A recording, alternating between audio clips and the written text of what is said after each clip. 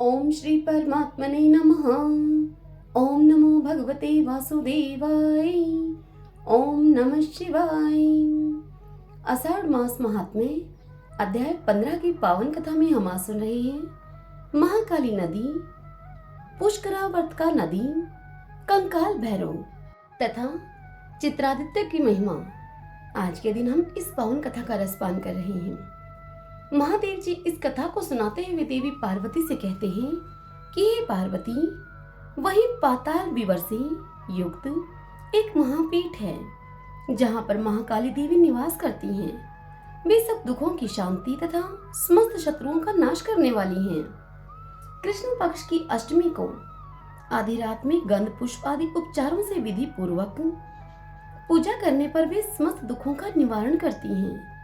जो स्त्री शुद्धचित होकर 1 वर्ष तक प्रत्येक शुक्ल पक्ष की तृतीया को विधि पूर्वक देवी की पूजा करती हैं, वह 7 जन्मों तक क्षुधा, दुर्भाग्य और दीनता का कष्ट नहीं भोगती। ब्रह्मा कुंड से उत्तर में थोड़ी ही दूरी पर पुष्करावर्त नदी है। पूर्व काल में जब महात्मा सोम का यज्ञ प्रारंभ हुआ, उस समय उनका निमंत्रण पाकर सोमनाथ की प्रतिष्ठा कराने के लिए सब देवताओं के साथ ब्रह्मा जी भी प्रभास क्षेत्र में आए और इस प्रकार वे बोले। ब्रह्मा जी बोले कि जब तक मैं यहाँ रहूं तब तक त्रिपुष्कर तीर्थ में ही मुझे तीनों समयों की संध्या करनी चाहिए। इसी समय जब लगन काल उपस्थित हुआ तब वेद चिंतक ब्राह्मणों ने उन्हें बताया कि यहीं पर प्रतिष्ठा के लिए सबसे उत्तम समय है। उस समय ब्रह्मा जी को पुष्कर तीर्थ की ओर प्रस्थान करते हुए देखकर निशानाथ चंद्रमा ने कहा कि हे भगवान, ज्योतिषियों ने प्रतिष्ठा के लिए यही शुभ मुहूर्त बताया है। यह मुहूर्त बीतने न पाए, इसका ध्यान रखना चाहिए। तब ब्रह्मा जी ने मन ही मन पुष्कर तीर्थों का चिंतन किया। उनके स्मरण करते ही वे तीनों नदी के तट पर प्रकट हो गए। उस समय नदी में ज्येष्ठ, मध्य और कनिष्ठ 3 भंवरें उठी।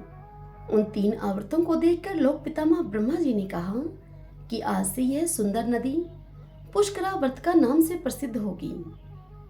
जो मनुष्य इसमें स्नान करके भक्ति पूर्वक पितरों का तर्पण करेगा, उसे तीनों पुष्कर में स्नान के समान पुण्य प्राप्त होगा। जो भी मानव श्रावण शुक्ला तृतीया को उसमें पितरों का तर्पण करता है, उसके वे पितर 10,000 कल्पों तक तृप्त रहते हैं। वहीं पर कंकाल भैरव नामक क्षेत्रपाल हैं, जिन्हें उस क्षेत्र की रक्षा के लिए भैरव जी ने नियुक्त किया है। जो श्रावण शुक्ला पंचमी तथा अश्विन शुक्ला अष्टमी को कंकाल भैरव का भक्ति पूर्वक पूजन करता है, उस महात्मा के उस क्षेत्र में निवास के लिए वे सब विघ्नों का निवारण करते हैं और उसके पुत्र की भांति ही वह रक्षा करते हैं। उस स्थान के दक्षिण भाग में ब्रह्मा कुंड के समीप दरिद्रता का नाश करने वाले चित्रादित्य विराजमान हैं। प्राचीन काल में इस पृथ्वी पर मित्र नाम के एक धर्मात्मा कायस्थ निवास करते थे, जो सदा सब प्राणियों के हित में तत्पर रहा करते थे। उनके 2 संतानें हुई, एक पुत्र और एक कन्या। पुत्र का नाम चित्र और कन्या का नाम चित्रा हुआ। चित्रा बड़ी ही सुंदर और सुशीला थी। इन दोनों के जन्म लेते ही इनके पिता मित्र की मृत्यु हो गई। मित्र की पत्नी ने पति के साथ चिता में प्रवेश किया। तदंतर इन दोनों अनाथ बालकों का ऋषियों ने पालन लालन किया। वे महान वन में बड़े हुए और बचपन से ही व्रत प्राण रहे। एक बार प्रभास क्षेत्र में आकर उन दोनों ने महादेव सूर्य की स्थापना की और वे बड़ी भारी तपस्या में संलग्न हो गए। धर्मात्मा चित्र ने धूप, माला, चंदन आदि उपचारों से सूर्यदेव का पूजन किया और वशिष्ठ जी के द्वारा बताए हुए 68 नामों के द्वारा उनका सत्वन किया।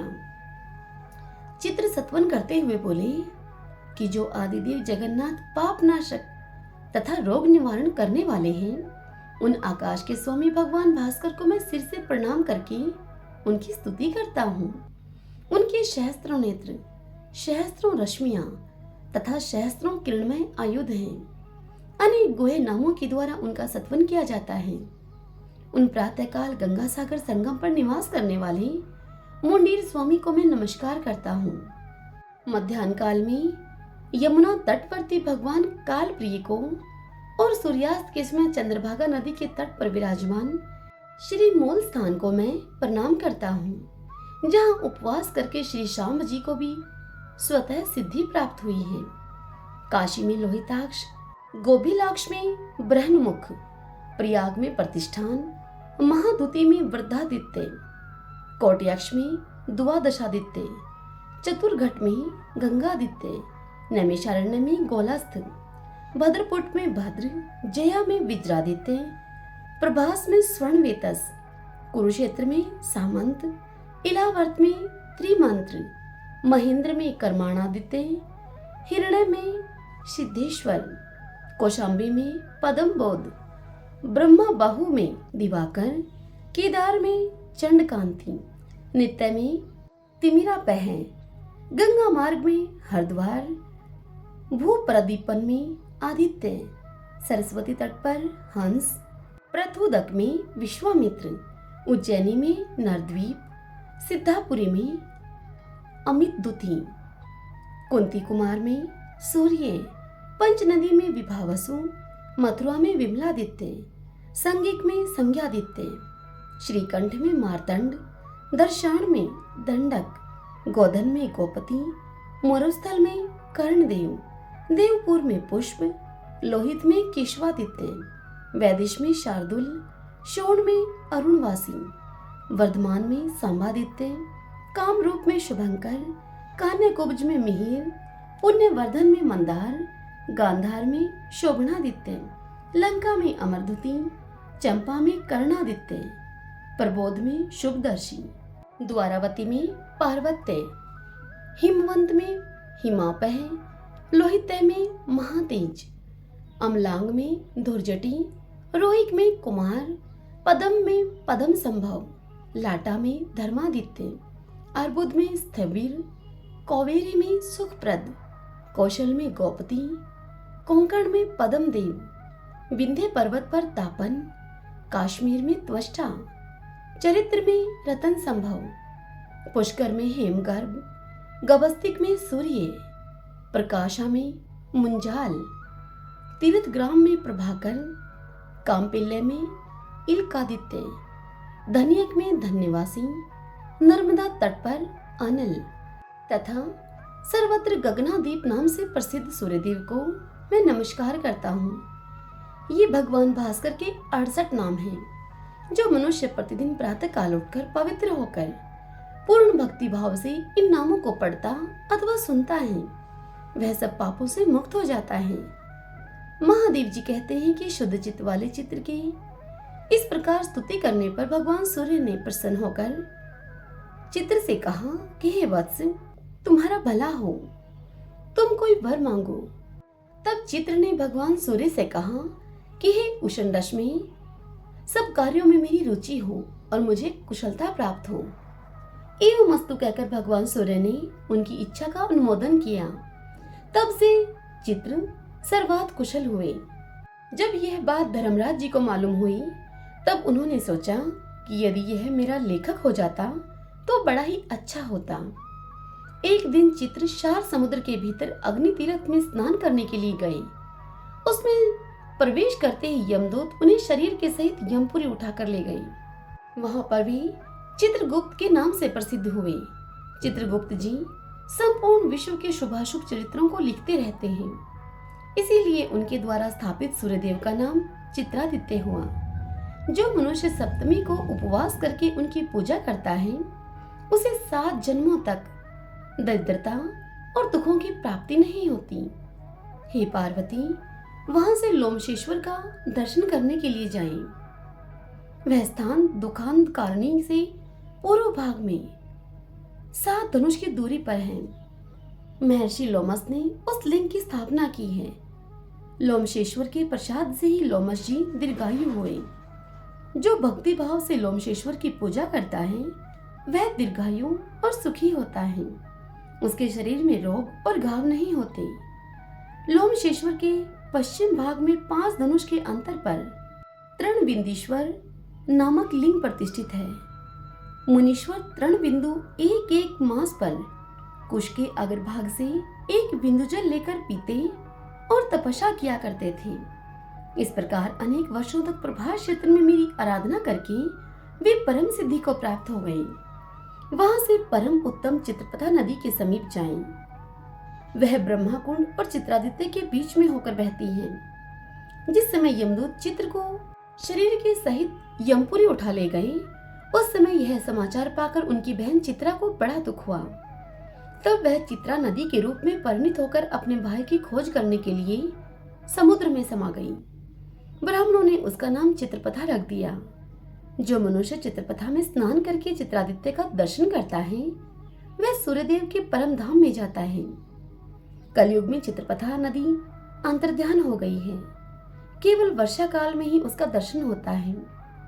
भोजन करके या बिना भोजन किए, रात में या फिर दिन में, पर्व के समय अथवा बिना पर्व के, मनुष्य पवित्र हो या फिर अपवित्र हो, जब जहां जिस अवस्था में चित्रपथा नदी का दर्शन करे, वही उसका पुण्य काल है। उसका दर्शन ही पुण्य पर्व है। कोई समय विशेष उसकी महत्ता का कारण नहीं होता।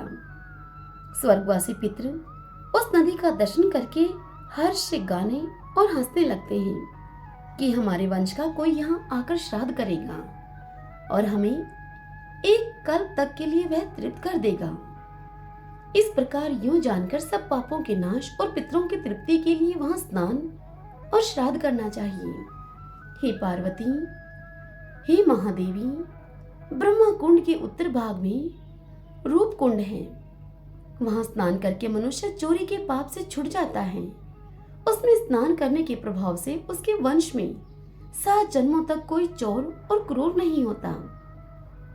जो शस्त्र से मारे गए हों अथवा पापी रहे हों, ऐसे पूर्वजों की मुक्ति के लिए वहां शिवरात्रि को विशेष रूप से पिंडदान आदि कार्य करने चाहिए। वही उत्तम रत्नेश्वर लिंग है, जिसकी स्थापना साक्षात भगवान विष्णु ने की है। जो रतन कुंड में स्नान करके रत्नेश्वर की पूजा करता है, वह 7 जन्मों तक लक्ष्मीवान, बुद्धिमान तथा गाय बैल आदि पशुओं से संपन्न होता है।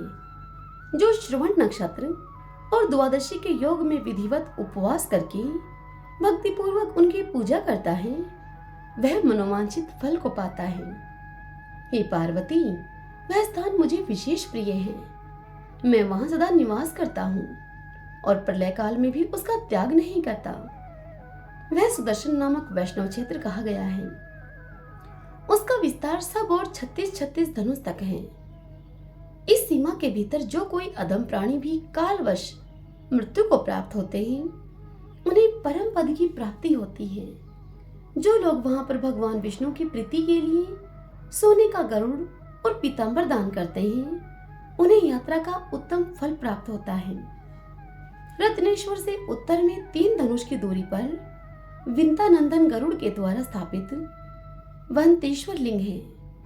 जो मनुष्य पंचमी के दिन भक्ति पूर्वक गरुड़ेश्वर की पूजा करता है, उस मनुष्य को सर्प जनित विष का 7 जन्मों तक भय नहीं प्राप्त होता।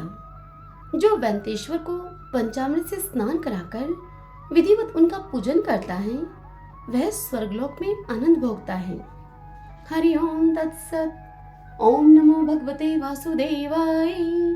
ओम नमः शिवाय।